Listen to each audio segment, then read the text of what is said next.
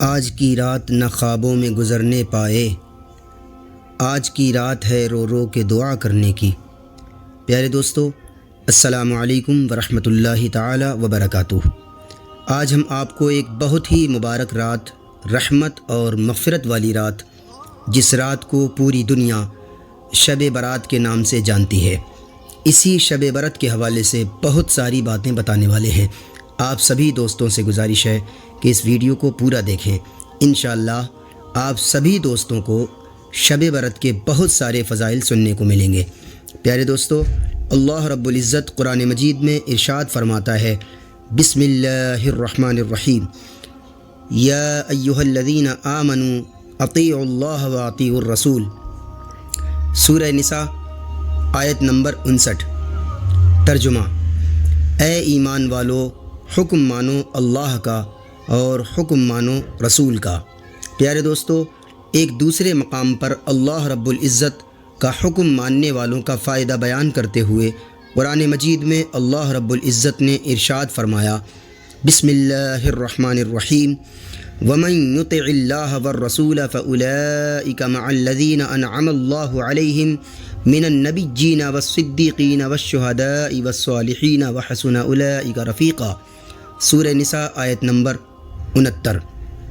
ترجمہ: اور جو اللہ اور اس کے رسول کا حکم مانے تو اسے ان کا ساتھ ملے گا جن پر اللہ نے فضل کیا، یعنی انبیاء اور صدیق اور شہید اور نیک لوگ۔ یہ کیا ہی اچھے ساتھی ہیں، سبحان اللہ۔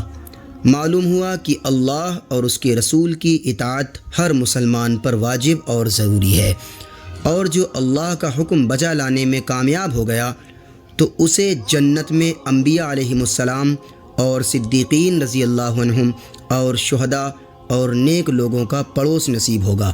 پیارے دوستو، شعبان المعظم کا مبارک مہینہ بھی اللہ اور اس کے رسول صلی اللہ علیہ وسلم کی اطاعت و فرما برداری پر استقامت کے حصول میں بے حد اہم کردار ادا کرتا ہے۔ پیارے دوستو، اسلامی سال کا 8واں مہینہ شعبان المعظم ہے۔ ماہ شعبان المعظم کے پہلے دن کے روزے کی فضیلت یہ ہے، جس کے تعلق سے پیارے نبی علیہ السلام نے ارشاد فرمایا کہ ایماندار ماہ شعبان کے پہلے دن روزہ رکھے گا، اس کو اللہ رب العزت 1000 شہداء کا ثواب عطا فرمائے گا۔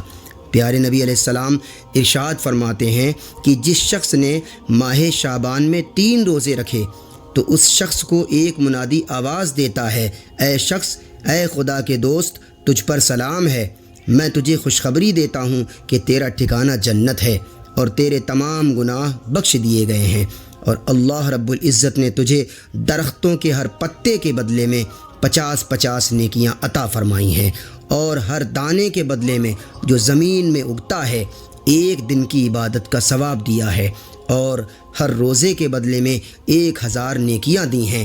اور اے اللہ کے نیک بندے، قیامت کے دن تجھے پیاس معلوم نہ ہوگی، کیونکہ تو عرش الہی کے سائے میں ہوگا۔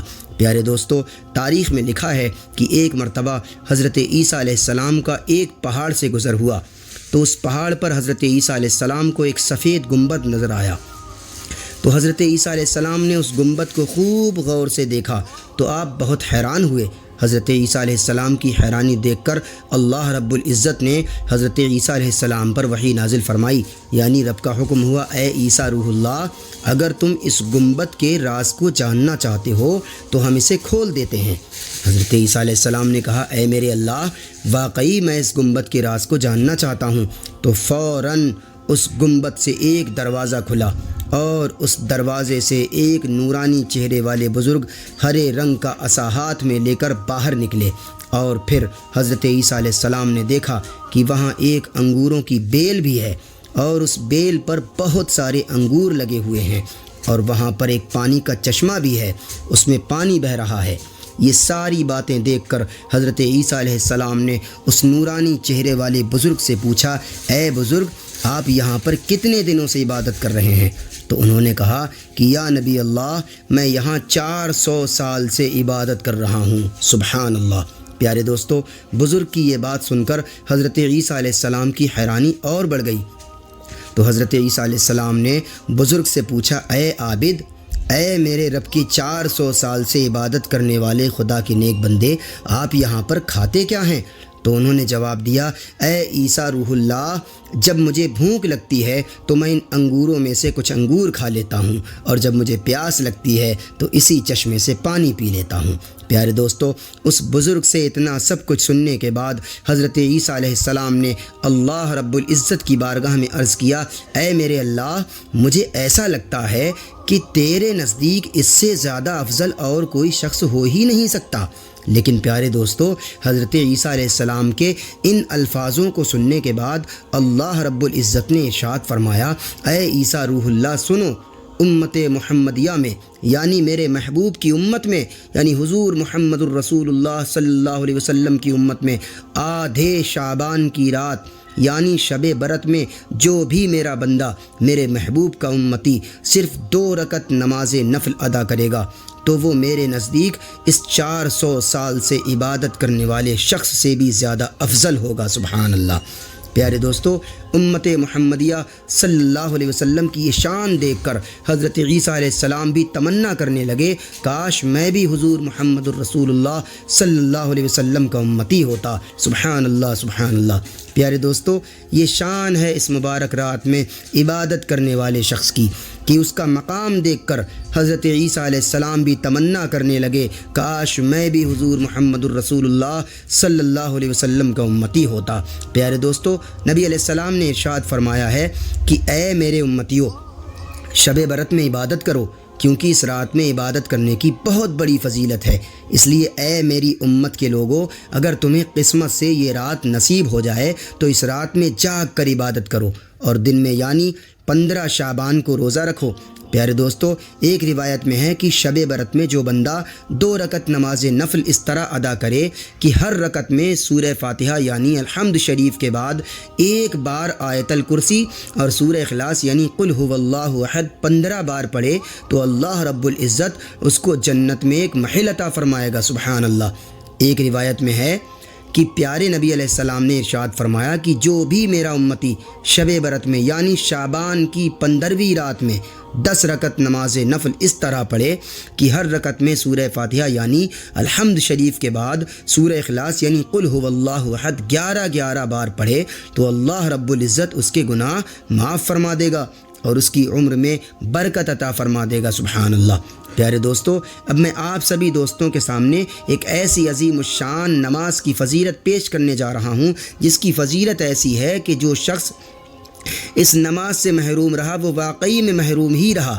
ہاں پیارے دوستو، یہ ایسی فضیلت والی نماز ہے کہ اس نماز کو جب بھی ہمیں موقع ملے تو کبھی کبھی ضرور پڑھ لینا چاہیے، کیونکہ یہ وہ نماز ہے کہ جس نماز کے لیے ہمارے پیارے آقا حضور محمد الرسول اللہ صلی اللہ علیہ وسلم نے اپنے چچا جان حضرت عباس رضی اللہ تعالیٰ عنہ سے فرمایا تھا، اے چچا جان، کیا میں تم کو عطا نہ کروں؟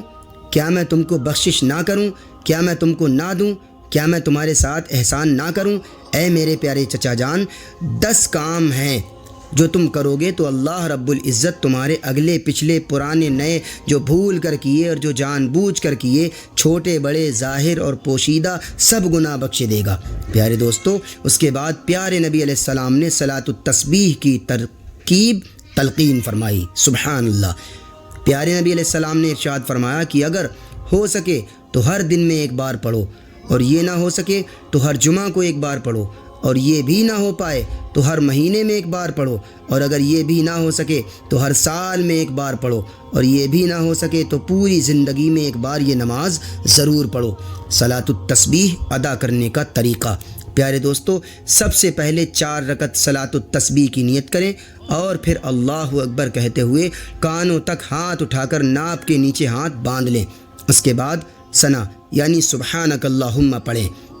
اس کے بعد 15 بار یہ تسبیح پڑھیں، سبحان اللہ والحمد للہ ولا الہ الا اللہ واللہ اکبر، پھر اعوذ باللہ، پھر بسم اللہ، پھر الحمد شریف یعنی سورہ فاتحہ، پھر کوئی اور سورہ پڑھنے کے بعد یہی تسبیح 10 بار پڑھیں، پھر رکوع میں جانے کے بعد پہلے 3 بار رکوع کی تسبیح پڑھیں، پھر یہی تسبیح 10 بار پڑھیں، پھر رکوع سے کھڑے ہو کر سمیع اللہ لمن حمدہ ربنا لک الحمد کہہ کر پھر 10 بار یہی تسبیح پڑھیں، پھر سجدہ کریں، سجدے میں 3 بار سجدے کی تسبیح پڑھنے کے بعد پھر 10 بار یہی تسبیح پڑھیں، پھر جلسہ یعنی دونوں سجدوں کے درمیان 10 بار یہی تسبیح پڑھیں، پھر دوسرے سجدے میں بھی اسی طرح یعنی پہلے 3 بار سجدے کی تسبیح پڑھیں، پھر یہی تسبیح 10 بار پڑھیں، یعنی اب یہ ایک رکعت میں کل 75 بار تسبیح ہوئی اور آپ کو 4 رکعت میں 300 بار پڑھنا ہے۔ پیارے دوستو، اب دوسری رکعت میں قرات سے پہلے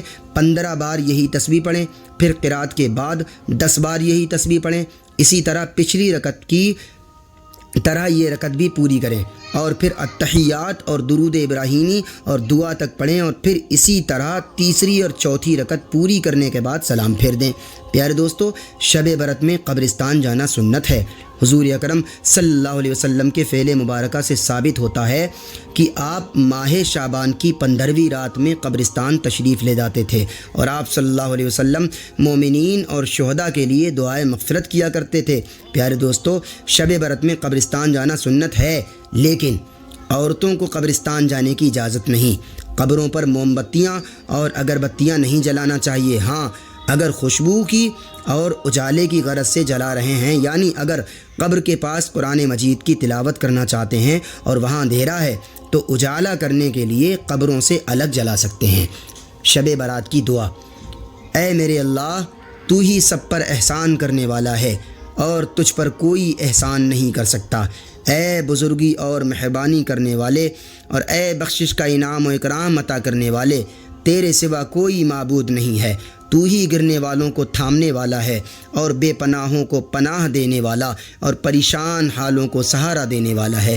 اے اللہ، اپنے فضل و کرم سے میری بدبختی دور کر دے، فراری دور کر دے، درماندگی دور کر دے اور میری روزی میں وسعت دے اور اپنے پاس الکتاب میں مجھے خوش نصیب، وسیع الرزق اور نیک کر دے۔ بے شک تیرا یہ کہنا تیری کتاب میں جو تیرے پیارے نبی علیہ السلام کے ذریعے ہمیں پہنچی ہے کہ اللہ رب العزت جو چاہتا ہے مٹاتا ہے اور جو چاہتا ہے بناتا ہے اور اسی کے پاس الکتاب ہے۔ اے خدا، تجلی اعظم کا صدقہ اس آدھے شعبان کی مقدس رات میں، جس رات میں تمام چیزوں کی تقسیم ہوتی ہے، میری بلاؤں کو دور کر، خواہ میں ان بلاؤں کو جانتا ہوں یا نہ جانتا ہوں، تو واقف ہے۔ بے شک تو ہی سب سے برتر اور سب سے بڑھ کر احسان کرنے والا ہے۔